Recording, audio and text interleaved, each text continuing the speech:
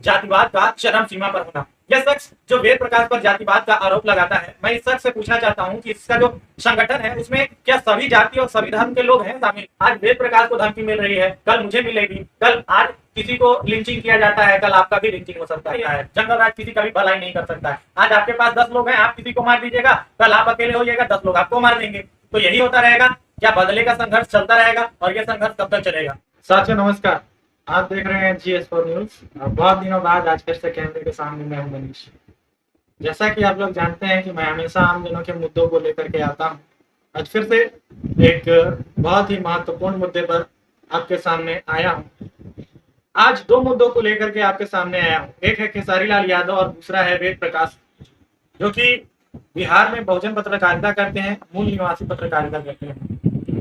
और खेसारी लाल यादव जो कि भोजपुरी के गायक हैं, भोजपुरी में, भोजपुरी कला में, भोजपुरी गीत में, भोजपुरी गायन में उनका बड़ा नाम है और पूरे दुनिया में वो जाने पहचाने जा रहे हैं। जहाँ भी भोजपुरी बोली जाती है, सुनी जाती है।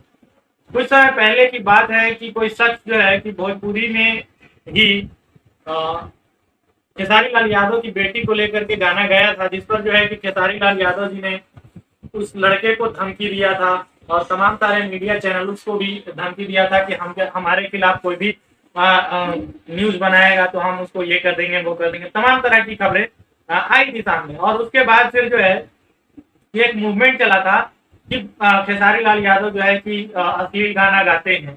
देखिए, अश्लीलता के खिलाफ मैं भी हूँ और उनके गानों का मैं कभी भी समर्थन भी नहीं करता हूँ, लेकिन उनके साथ जो विरोध का जो घटना हुआ है उस पर मैं अपनी बात रखना चाहूंगा। क्योंकि विरोध जो हुआ है वो एक पर्टिकुलरली व्यक्ति का हुआ है, मात्र खेसारी लाल यादव का। लेकिन ऐसा नहीं है कि भोजपुरी जगत में जो है कि सिर्फ और सिर्फ खेसारी लाल यादव ही जो है कि अश्लील गाने गाते हैं।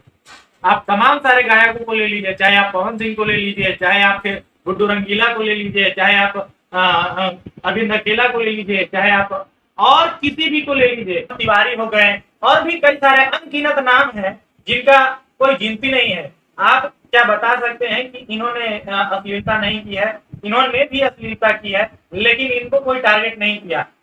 मात्र एक ही व्यक्ति को टारगेट किया गया। ऐसा क्यों हुआ? पहली चीज। अब दूसरी चीज मैं आता हूँ वेद प्रकाश के प्रकरण पर। वेद प्रकाश जी जो है कि बिहार में बहुजन पत्रकारिता करते हैं, जो बहुजनों के मुद्दे को लेकर के बहुत ही शानदार तरीके से ग्राउंड रिपोर्टिंग करते हैं और उनकी ग्राउंड रिपोर्टिंग को देख करके कई सारे लोग प्रभावित होते हैं और कहीं ना कहीं लोगों में अपनी जाति के प्रति, अपने समाज के प्रति चेतना उत्पन्न होता है। लेकिन पिछले कुछ दिनों पहले एक शख्स आता है, रणवीर सेना करके या टीम रणवीर ऐसा कुछ करके है, जिनका नाम है अमितांशु अंश, और वो और उनके साथियों के द्वारा जो है कि बहुजन पत्रकार वेद प्रकाश जी को जो है कि खुलेआम फेसबुक लाइव करके उनको मारने का प्रयास किया जाता है, उनको घेरने का प्रयास किया जाता है, उनकी लिंचिंग का प्रयास किया जाता है और बिहार प्रशासन शांत रहती है, बिहार प्रशासन कुछ नहीं बोलती है। और वो आदमी एक शख्स को खुलेआम धमकी देता है और आजाद घूमता है और उस पर कोई कार्रवाई नहीं होती है। तो आखिर इन दोनों घटनाओं से क्या मैसेज मिलता है और ऐसा क्यों है? देखिए, उस शख्स ने अपनी बात में यह भी कहा है कि सरकार चाहे किसकी भी रहे, सरकार चाहे किसकी भी रहे, राज हमारा रहेगा।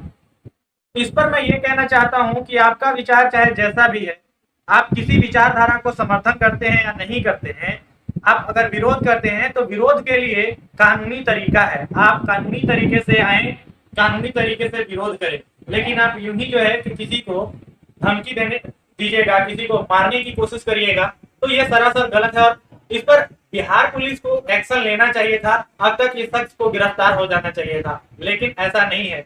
ऐसा नहीं होने के पीछे सिर्फ और सिर्फ एक ही कारण है कि जातिवाद का वर्चस्व होना, जातिवाद का चरम सीमा पर होना। यह शख्स जो वेद प्रकाश पर जातिवाद का आरोप लगाता है, मैं इस शख्स से पूछना चाहता हूं कि इसका जो संगठन है उसमें क्या सभी जाति और सभी धर्म के लोग हैं शामिल? जब खुद अपने संगठन में सभी जाति और सभी धर्म के लोगों को नहीं रखा है तो दूसरे पर जातिवाद का आरोप कैसे लगा सकता है? क्या खुद को अपने आप से जातिवाद से मुक्त कर पाया है? क्या अपनी बेटी बहन की शादी दूसरे जाति धर्म के लोगों के साथ करेगा? नहीं करेगा। तो फिर ये नौटंकी किस बात की? अगर आपको जातिवाद से तकलीफ है तो सवाल यह है कि जातिवाद का उद्भव कहां से हुआ और इसके लिए जिम्मेदार कौन है? और इसकी समाप्ति के लिए आप क्या कह रहे हैं? सिर्फ भाषण दे देने से जातिवाद खत्म होता है क्या? नहीं होता है। इसके लिए काम करना पड़ता है। जातिवाद और जाति के जो स्रोत है उसको समाप्त करने के लिए आपने कभी प्रयास किया है? नहीं किया है। अब आते हैं खेसारी लाल यादव के प्रकरण पर। खेसारी लाल पर आरोप लगाया जा रहा है। आरोप क्या, ये सत्य ही है कि उन्होंने अश्लील गाना गाया है और उन पर जो है कि एक कैंपेन चला। लेकिन सवाल यह है कि भोजपुरी जगत में जितने भी गायक हैं जिनका भी मैंने पहले नाम लिया, चाहे वो मनोज तिवारी हो, छोटू छलिया हो, गुड्डू रंगीला हो और भी अन्य, पवन सिंह हो, अनगिनत लोग हैं जिनका नाम मैं सबका नाम मैं गिना नहीं सकता हूं। लेकिन अब क्या उनकी गानों में अश्लीलता नहीं है? अब उनकी गानों को छोड़ दीजिए, हिंदी गाने पर ही आ जाइए। क्या हिंदी गानों में अश्लीलता नहीं है? है, लेकिन उनको कोई टारगेट नहीं करता है। उनको कोई जो है कि उनके खिलाफ कोई कैंपेन नहीं चलता है। इसके पीछे वजह क्या है?